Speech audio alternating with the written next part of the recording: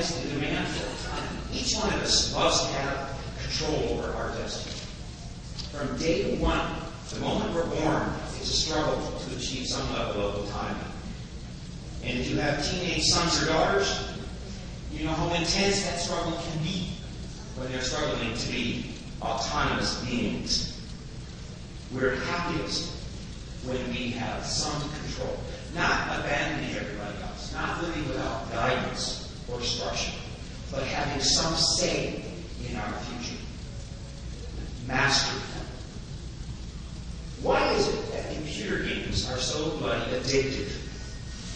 It's gotten to the point where my wife has to hide the CDs because I'm so addicted to certain computer games. And the reason? I want to win. I want to keep playing until I succeed. Why is it that sports are so attractive? People want to get better, score more points.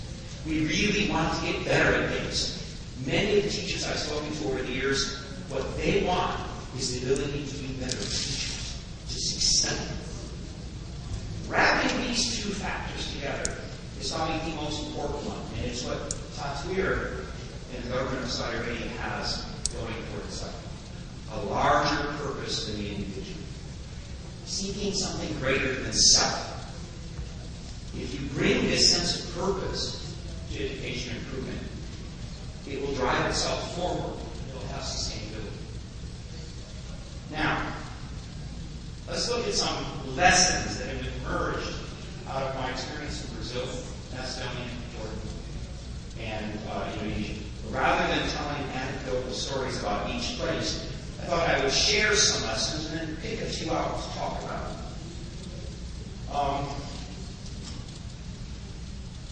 One of the most important ones for me that has been emerging over the years and has been evidenced in all four countries, and I'm sure it's evidenced here, is the need to enable educators, not just teachers, the whole educational workforce, to gain the responsibility for their own professional growth and to enable them to be fully professionals, to enable the formation of a new professional culture of education.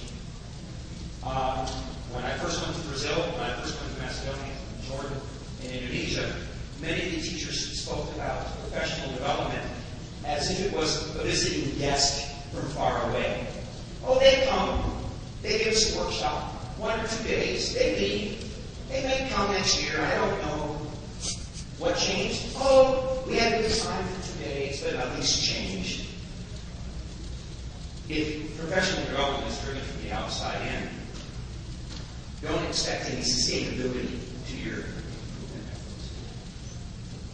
The primary actors have to be seeing their own professional growth as central to a larger purpose of educational improvement. And how?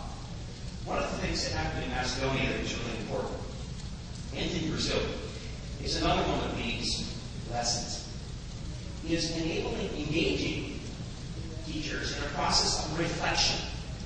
I'll tell you a story from Jordan.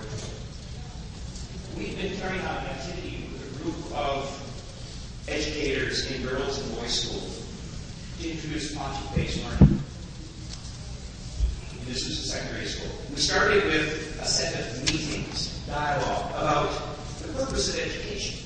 Why were they teachers? At the end of one of these meetings, one of the women came up to me and said, I've been an educator for 20 years. This was the first time in my life that I've ever been asked to think about the purpose of education. The first time to reflect on what she was doing in education and why she was doing it. I've heard similar stories in almost every place I've worked. Toward the end of this experience, the process of reflection became so contagious, we could no longer stop it. We didn't need to be around for it to happen. We didn't have to convene the meeting. We didn't have to pay the per diem. We didn't have to rent a hotel.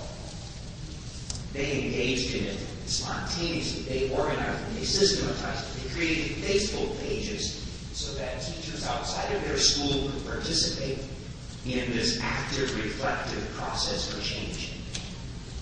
And then they started to specialize. And instead of having all educators involved, they did have that. The biology teachers decided, well, we need a specific reflective group. Why? Pedagogy is common. No. In addition to pedagogy, we're also very interested in content. Not all of us are very good at biology. And so this whole idea of creating the environment in which teachers and other educators can actively engage in self-evaluation, peer evaluation, external evaluation, and reflect on purpose and process and achievement and outcome, and take changes to try something out. And then, how did that go? Come and observe me. I'm going to do something different, and then you can tell me how I've done. An entirely new culture of professional development. We're now in the 5th year in the Macedonia project. It's the last year.